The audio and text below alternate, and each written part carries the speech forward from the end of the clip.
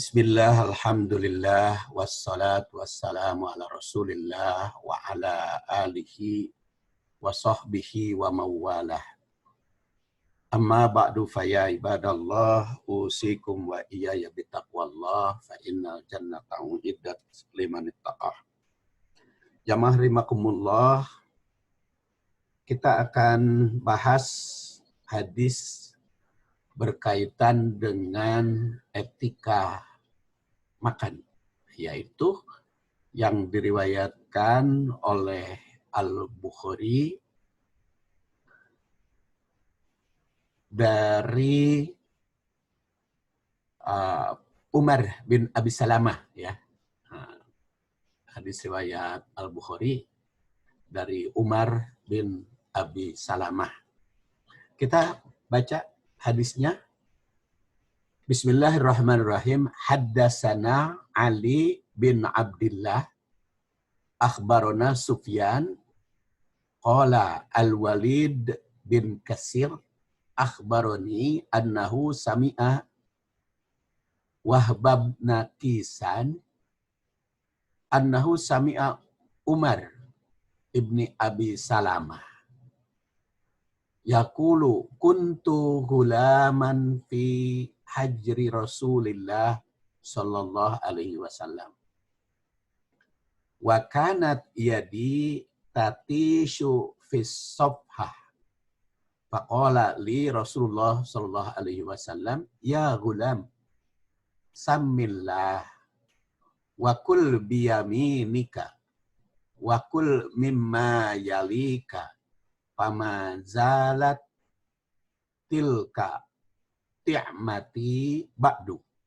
Hadis diriwayatkan oleh Imam Bukhari yang lahir 1 Syawal 194 dan wafat malam 1 Syawal 256 Hijriyah, dan ini nomor 4957.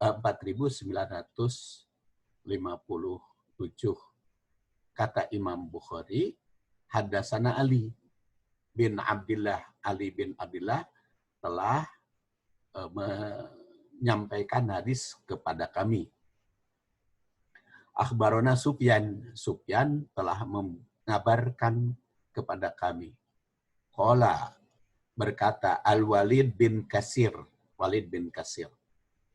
Akhbaroni telah mengabarkan kepadaku annahu sungguhnya dia sami'a Wahba bin Kaisan, mendengar Wahab bin Kaisan, annahu sungguhnya dia sami'a telah mendengar Umar bin Abi Salamah, Umar putra Abi Salamah. Yaqulu, dia mengatakan, kuntu aku gulaman ketika masih anak bayi masih anak kecil, fi hajri Rasulillah, dalam asuhan Rasulullah sallallahu alaihi wasallam. Wakanat, dan ada ya di tanganku tatishu, bergerak atau ngepepang atau ngacak-ngacak fi sofhah, dalam sofhah. Sofhah itu nampan, ya, kalau di Arab itu kan yang terbuat dari aluminium, itu bulat, besar, nampan. Kalau segede cecempeh, kalau di Sunda mah. Tapi kalau cecempeh mah dari bambu, kalau ini mah dari aluminium atau dari stainless, cukup besar. Sehingga ketika tanganku, kata Umar bin Abi Salamah, ngacak-ngacak makanan itu. Faqala, maka bersabda li kepadaku Rasulullah SAW, Rasul SAW, ya gulam, wahai anak muda, sammillah, sebutlah nama Allah, wakul, dan makanlah biyaminika, dengan tangan kananmu. Wakul, dan katakanlah, wakul, dan makanlah, kalau katakan mah dengan kop, ya, kalau ini mah dengan kap, jadi makanlah. Jadi wakul dengan kul beda. Kalau kul katakan dengan kop, kalau kul makan. Jadi kadang-kadang kita sering tidak sadar, salah ucap padahal berarti salah makna. Jadi kudu nama kul, lalu dicoba kul, kudu nama kul huwallahu ahad. Itu kan katakan, itu artinya kalau kul huwallahu ahad, katakan Allah itu ahad yang Maha Esa. Tapi kalau kul dengan kaf itu kan artinya makanlah. Dan ini juga wakul, makan, yaminik, dengan tangan kananmu. Wakul dan makan. Wakul, makanlah, biyaminik, dengan tanganmu. Wakul, dan makanlah, mimma yalika, dari apa yang dekat denganmu. Fama zalatil kati'mati ba'du, dan aku selalu melaksanakan apa yang dipesankan itu setelah kejadian tersebut. Begitu kata Umar bin Abi Salamah. Nah, sanadnya kita terangkan satu persatu seperti biasa, mulai dari sanad yang paling dekat dengan Imam Bukhari. Hadatsana Ali bin Abdillah. Jadi guru Imam Bukhari di sini namanya Ali bin Abdillah. Ali bin Abdillah itu bin Ja'far bin Najih. Sebagai tabi al-atba. Beliau juga dikenal dengan nama Abul Hasan, karena dia punya anak namanya Hasan. Dia orang Basrah, wafat tahun 234. Jadi beliau ketemu dengan Imam Bukhari. Karena Imam Bukhari itu kan lahir tahun 154, wafat 256. Ini wafatnya 234. Jadi ketemu dengan Imam Bukhari. Maka Imam Bukhari berguru kepada Ali bin Abdillah. Dia mengutip hadis dari Ali bin Abdillah, Imam Bukhari itu sebanyak 308 hadis. Jadi cukup banyak hadis yang diriwayatkan oleh Imam Bukhari. Makanya sahih ini. Tapi al-atba'nya. Jika Al-Bukhari mengutip dari beliau, maka ahli hadis yang lain juga sudah sepakat kesahihannya. Kalau kata Imam Bukhari sahih itu tidak sembarangan Imam Bukhari itu menganggap sahih kepada salah satu orang. Jadi benar-benar penyelidikannya dengan seksama, dengan metode yang sistematis. Imam Bukhari itu kan mengembangkan metode penyelidikan hadis dari Ibnu Ruhaweh, ya. Dan Imam Bukhari itulah yang paling pertama menyusun metode ilmu hadis secara tertib atau secara sistematis. Jadi walaupun usianya Imam Bukhari itu tidak terlalu lama, tidak terlalu panjang, tetapi hasil karyanya hebat. Imam Bukhari itu hasil karyanya cukup banyak. Kadang-kadang saya juga iri itu kepada ulama-ulama seperti itu. Jadi mereka itu tidak terlalu panjang usianya. Jadi cuma 62 kan. 6 dikurangi 4, kemudian 5 dikurangi 9, itu kan 6. Jadi cuma 62 tahun beliau itu. Tentu saya sudah lewat beliau usianya 7 tahun. Beliau hanya 62. Saya sekarang 67, berarti 5 tahun lebih dari Imam Bukhari. Tapi Imam Bukhari itu karyanya hebat.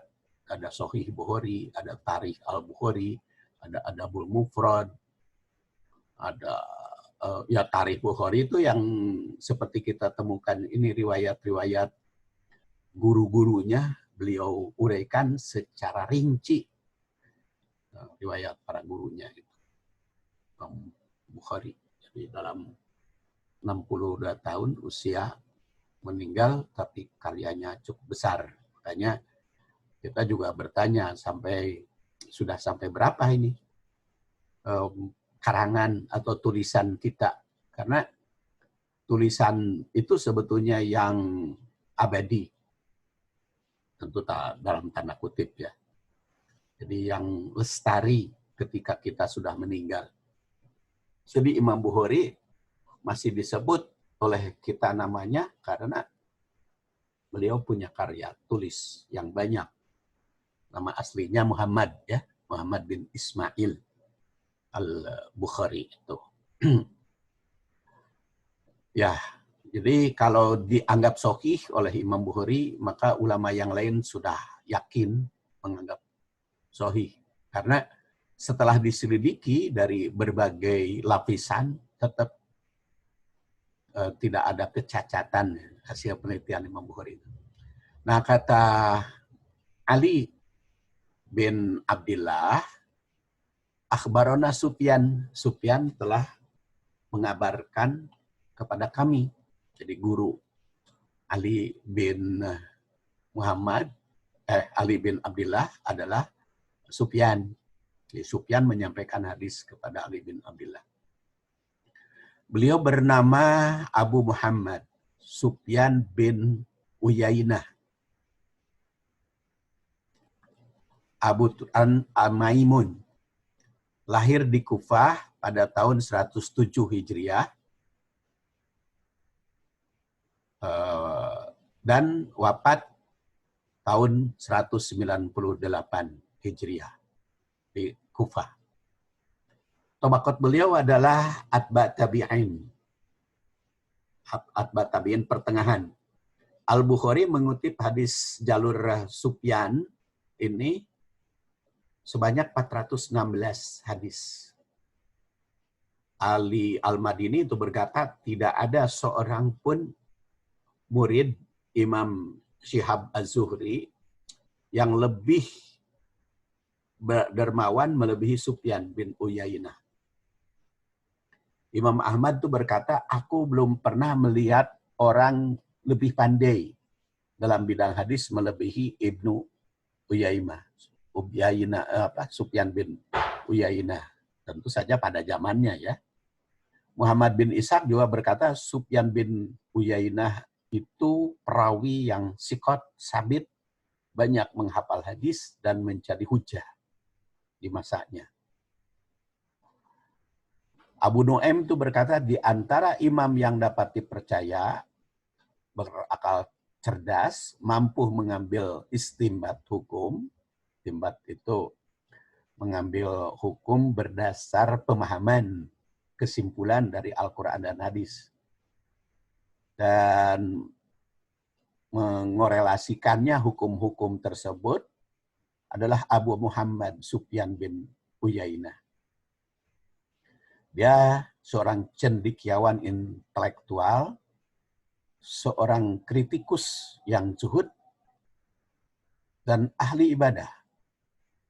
Keilmuan dan kejuhudannya sudah masyhur di kalangan ulama. Begitu komentar Abu Nu'aim tentang Sufyan bin Uyainah. Dan beliau menerima hadis dari Al-Walid bin Katsir. Makanya dia katakan qala Al-Walid bin Katsir. Nah, ini juga dikenal dengan Abu Muhammad. Karena dia punya anak Muhammad. Jadi Muhammad itu dijadikan nama para rawi hadis itu cukup banyak ya. Al-Bukhari juga kan nama aslinya Muhammad. Termasuk ini juga anak Walid bin Katsir namanya Muhammad. Dia hidup masa tabi'in tapi tidak berjumpa dengan sahabat. Hidupnya di Kufah, wafat tahun 151 Hijriah. Al-Bukhari mengutip dari jalur beliau sebanyak 4 hadis.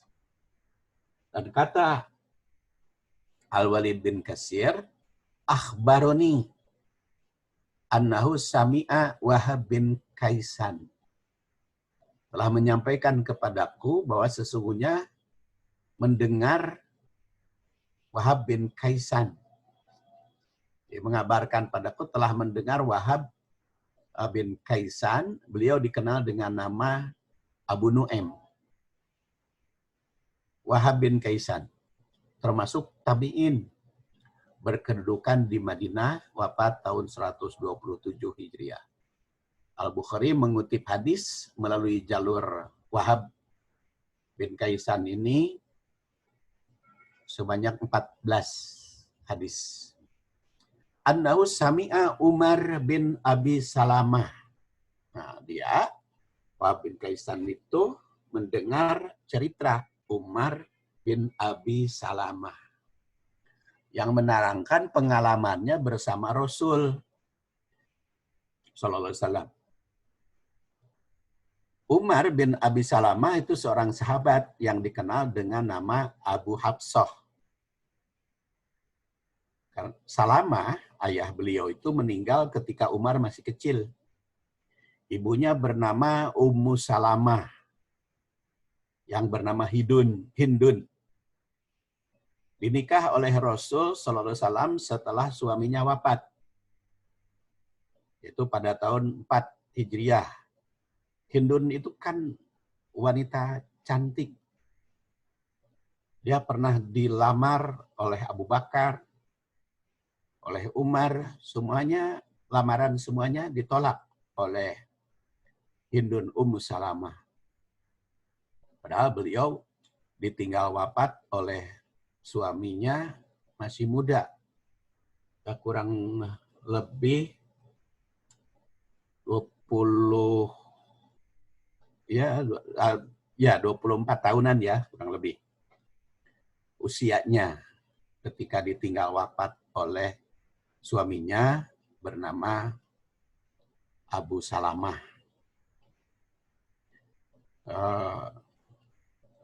Abu Salamah itu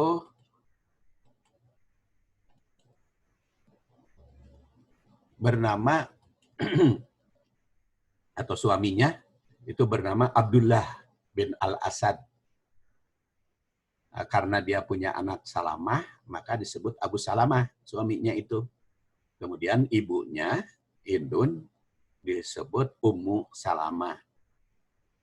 Jadi ketika dinikah oleh Rasul, juga setelah ditinggal wafat oleh suaminya, tetap Ummu Salamah, karena memang anaknya kan Salamah. Salamah itu laki-laki ya. Dia terus dikenal dengan Abu Salamah.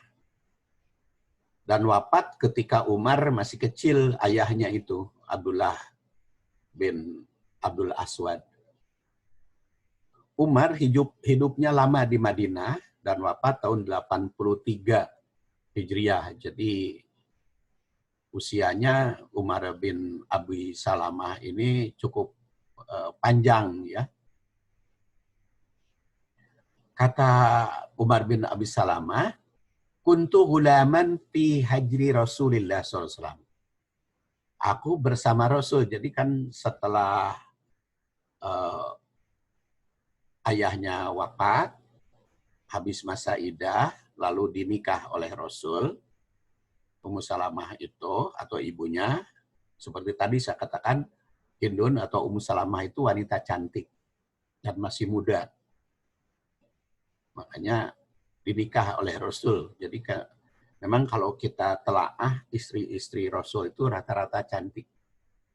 Dan rata-rata masih muda. Yang tua itu kan cuma satu, yaitu Siti Saudah. Yang lain-lain mah muda-muda semua. Termasuk Ummu Salamah, masih muda ketika dinikah oleh Rasul Sallallahu Alaihi Wasallam. Jadi Umar bin Abi Salamah itu menceritakan pengalaman masa silam ketika masih kecil bersama Rasul. Rasul itu suka makan bersama dengan anak, ya berarti anak tiri ya, anak tiri Rasul. Dan dia diangkat jadi sahabatnya, jadi tidak diistilahkan atau tidak populer dengan istilah anak tiri, tetapi populer disebut sahabat. Karena sahabat itu kan lebih tinggi derajatnya. Dan sering makan bersama Rasul, baik ketika masih kecil maupun sudah dewasa.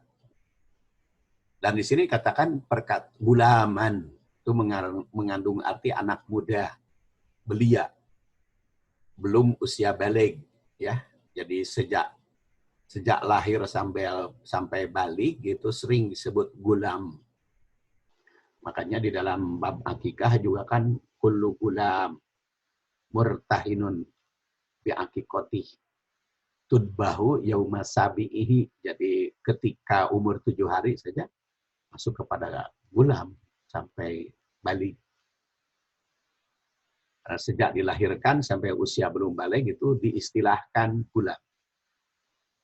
Beliau lahir menurut Al-Asqalani pada tahun kedua sebelum hijrah. Jadi 2 tahun sebelum hijrah. Jadi ketika Rasulullah SAW menikahi ibunya, beliau itu berusia 6 tahun. Makanya dikategorikan gulam. Umar bin Abi Salamah berada di bawah asuhan Rasul sejak ibunya dinikah. Karena bapaknya yang bernama Abdullah itu meninggal. Ummu Salamah bernama Hindun bin Abi Umayyah, wanita yang cantik dan lahir 24 sebelum hijrah. Berarti ketika dinikah oleh Rasul berusia 28. Ya. Kan tahun 4 Hijriah. Ini 24. Berarti ketika dinikah oleh Rasul, Ummu Salamah itu berusia 28 tahun. Jadi makanya seperti tadi saya katakan, Ummu Salamah itu masih muda ketika dinikah oleh Rasul. Nah, tadi kan sudah ada berapa yang kita kenalkan istri Rasul. Mulai dari Siti Aisyah, kemudian Hafsah, itu ketika umur 18 tahun dinikah oleh Rasul. Tapi kalau Ummu Salamah ketika berusia 28 tahun. Ya, secara berangsur saja istri-istri Nabi kita kenali ya. Dan wafat tahun 61. Ada juga yang mengatakan 59. Jadi ketika wafat Ummu Salamah berusia 84 tahun. Yang juga yang menyebut 85 tahun ya. Dan di sini Umar bin Abi Salamah itu dia mengatakan fi hajri Rasulillah, dalam asuhan atau di bawah asuhan Rasul sallallahu alaihi wasallam. Bahkan di bawah didikan hajri. Di bawah didikan Rasul sallallahu alaihi wasallam.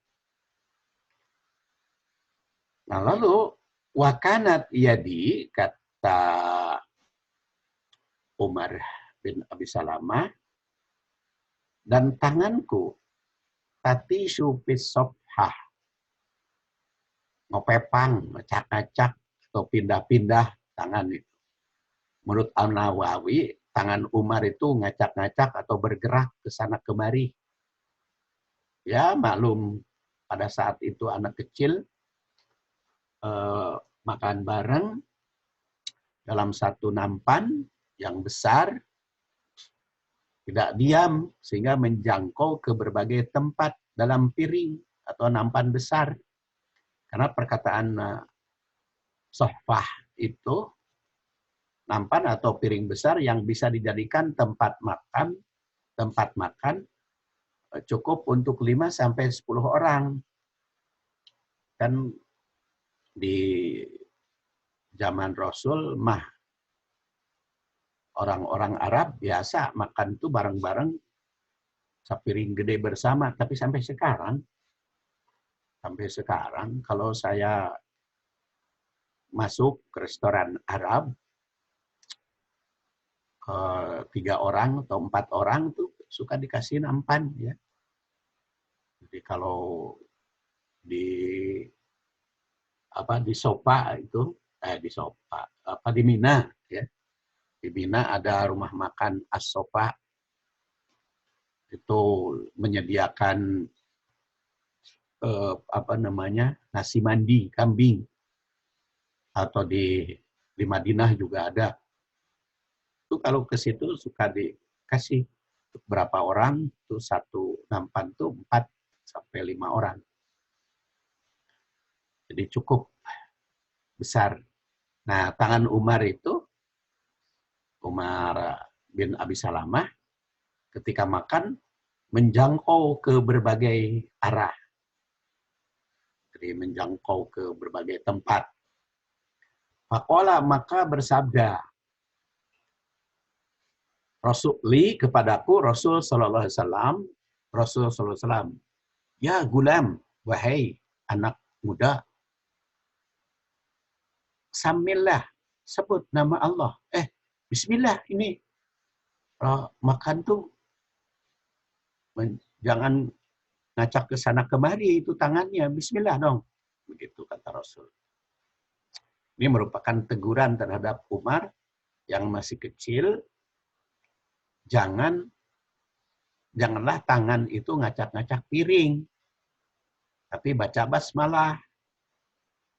Jadi setiap kali akan makan, baca basmalah. Bahkan sebagaimana dikutip oleh Al-Mubarakfuri, jika lupa di awal, maka bismillah awalahu wa akhirahu. Ucapannya dengan nama Allah, baik di awal maupun di akhir. Teguran ini merupakan perintah yang mesti dilaksanakan, utamanya sebelum makan. Tapi kalau lupa, bacakan basmalah itu walau di tengah-tengah makan. Jadi basmalah itu dibaca setiap mulai pekerjaan kan, nah, termasuk makan. Jadi basmalah itu bagi kaum muslimin sering dibaca. Mau keluar rumah, basmalah. Naik kendaraan, basmalah. Mau makan, basmalah. Bahkan menurut ulama, dia anjurkan dengan suara jahar basmalahnya kalau mau makan itu katanya. Mengucapkan basmalah ketika mau makan. Jadi biar didengar kalau makannya rame-rame. Kalau makannya berjamaah, maka didengar oleh yang lain. Kemudian kata Rasul, wakul biyamini, makanlah dengan tangan kanan. Jadi jangan tangan kiri. Kul. Perkataan kul itu merupakan kata kerja berbentuk perintah. Kan dari akala. Akala yakulu kul. Akala telah makan, yakulu makan, kul makanlah olehmu. Kalimat ini merupakan didikan kedua. Kalau tadi samillah, Umar bin Abu Salamah disuruh baca basmalah. Perintah yang kedua, makanlah dengan tangan kanan. Jadi selain baca basmalah, harus makan dengan tangan kanan. Tangan kanan ini memang lebih diutamakan dalam segala aspek kehidupan. Maka makan juga mesti dengannya. Orang yang makan dengan tangan kiri, itu dilambangkan perbuatan setan. Makanya harus dididik sejak kecil dalam makan itu supaya tidak kidal. Harus dari kecil. Seperti Umar bin Abdullah ketika ibunya dinikah oleh Rasul, dia kan sekitar berusia 6 tahun, nah oleh Rasul sudah dididik bagaimana makan yang tertib, bagaimana etikanya. Termasuk memerintah untuk menggunakan tangan kanan. Dan dari Jabir bin Abdullah itu diriwayatkan Rasulullah SAW itu bersabda, la ta'kulu bishimal. Jangan kalian makan dengan tangan kiri. Fa inna syaitan ya'kulu bishimal. Karena setan yang suka makan dengan tangan kiri. Jadi hadis ini melarang makan dengan tangan kiri dan menggambarkan sebagai perbuatan setan. Setan itu kan lambang penggoda yang mengajak manusia ke dunia kehancuran. Perbuatan setan berarti makan dengan tangan kiri itu menjurus pada kedurhakaan dan penyimpangan syariah. Ya, harus dengan tangan kanan. Dan hikmahnya dengan tangan kanan, ya itu silahkan mau diteliti dari berbagai segi, dari berbagai aspek, pasti itu ada hikmahnya. Kemudian oleh Rasul dikatakan wakul bima yalik, makan yang dekat. Ini merupakan bimbingan ketiga agar memakan makanan yang paling dekat. Jangan sampai ngacak-ngacak makanan hak orang lain. Maklum kan sejarahnya ini dalam satu wadah, satu tempat yang sudah pasti menunya sama, ya. Jadi oleh karena itu nggak perlu menjangkau yang jauh-jauh, cukup aja yang dekat-dekat. Jadi kalau mau memakan atau karena kabita oleh menu yang lain, ya harus didekatkan dulu, baru diambil. Jangan ngarongkong dari kejauhan, itu tidak sopan, didekatkan dulu. Kalau sekarang mah di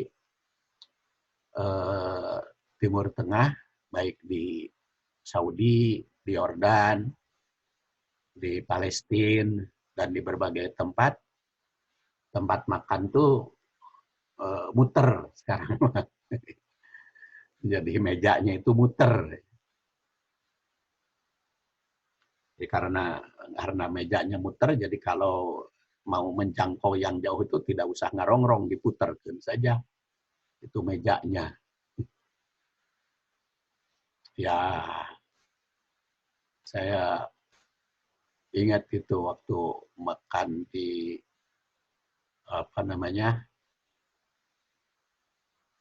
di Yordan, di Palestina, ya, di Palestina juga itu makanannya muter, mejanya itu diputar. Jadi tentu saja mimayalik itu ketika mau ngambil sudah di dekat. Kalau dari kejauhan kan bisa tamplok, bisa bararahe, bisa kotor. Jadi boleh jadi bila ingin mengambil makanan yang jauh, maka dekatkan terlebih dahulu. Dengan cara demikian, maka makanan tidak akan tercecer. Hanya kan kalau ngambil dengan sendok, ngambilnya itu dengan tangan kiri itu ngambilnya, makannya dengan tangan kanan. Kenapa tangan kiri? Supaya sendok yang dipakai orang lain tidak kotor.